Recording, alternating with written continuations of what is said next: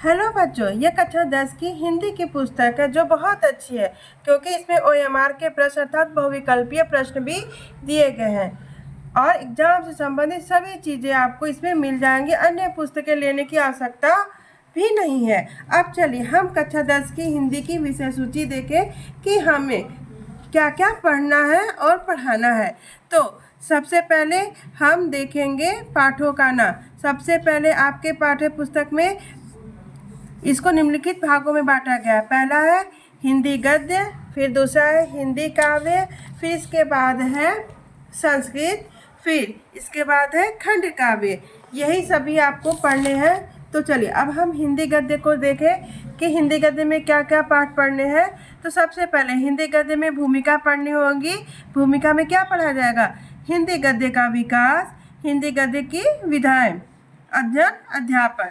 और देखिए फिर इसके बाद निम्नलिखित लेखकों की रचनाओं के बारे में पढ़ना पड़ेगा और उन लेखकों की जीवनी भी पढ़नी पड़ती है। तो सबसे पहले लेखक है आचार्य रामचंद्र शुक्ल, जिनकी रचना है मित्रता।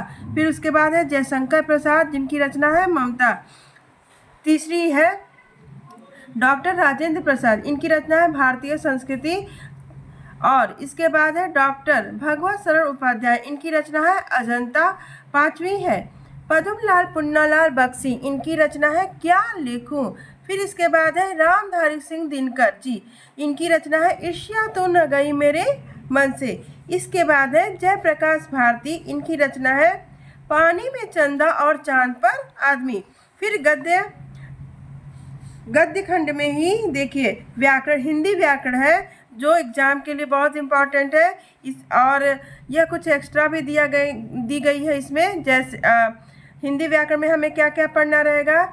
शब्द रचना के तत्व, उपसर्ग, समास, तत्सम और तद्भव, पर्यायवाची शब्द, वाक्य का स्वरूप, वाक्य परिवर्तन, वाच्य प्रयोग और वाच्य परिवर्तन। इसके बाद है पद परिचय में क्या पढ़ना है हमें? विकारी एवं अविकारी शब्द। इसके बाद हम हिंदी काव्य में देखिए क्या पढ़ना है। हिंदी काव्य में भी पहले भूमिका, हिंदी पद्य साहित्य का इतिहास, अध्ययन, अध्यापन। फिर उसके बाद निम्नलिखित कवियों के जीवन परिचय और उनकी रचनाएं पढ़नी होती है। तो पहले कवि है सूरदास, इनकी रचना है पद। दूसरे कवि है तुलसीदास, इनकी रचना है धनुष भंग वन पथ पर। तीसरे कवि है रसखान, इनकी रचना है सवये कवित। और चौथे कवि हैं बिहारी लाल, इनकी रचना है दोहे, दो भागों में भक्ति नीति। पांचवें कवि है राम नरेश त्रिपाठी, इनकी रचना है स्वदेश प्रेम। छठवें कवि हैं मैथिली शरण गुप्त, इनकी रचना है भारत माता का मंदिरिया। फिर सातवीं कवित्री हैं महादेवी वर्मा, इनकी रचना है हिमालय से वर्षा सुंदरी के प्रति। आठवें कवि हैं सुमित्रा नंदन पंत, इनकी रचना है चीटी और दूसरी है चंद्रलोक में प्रथम बार। अगले कवि हैं माखनलाल चतुर्वेदी, इनकी रचना है पुष्प की अभिलाषा। माखनलाल चतुर्वेदी, पुष्प की अभिलाषा जवानी।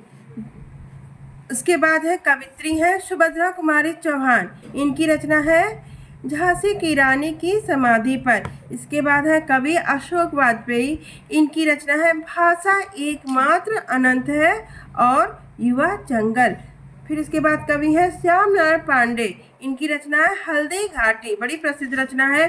केदारनाथ सिंह, इनकी रचना है नदी। और इस पद्य खंड में हो जाएगा व्याकरण में क्या पढ़ना है?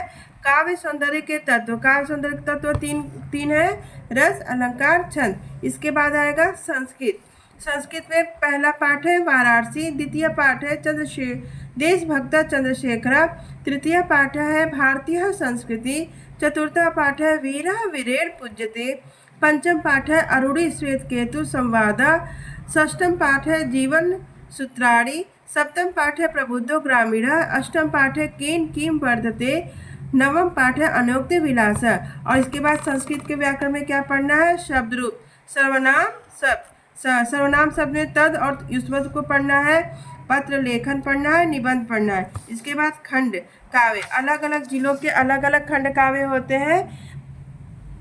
तो जैसे बलिया जिला ही ले लीजिए, बलिया जिला में कौन सा पढ़ना है? कर्ण खंड काव्य। धन्यवाद बच्चों।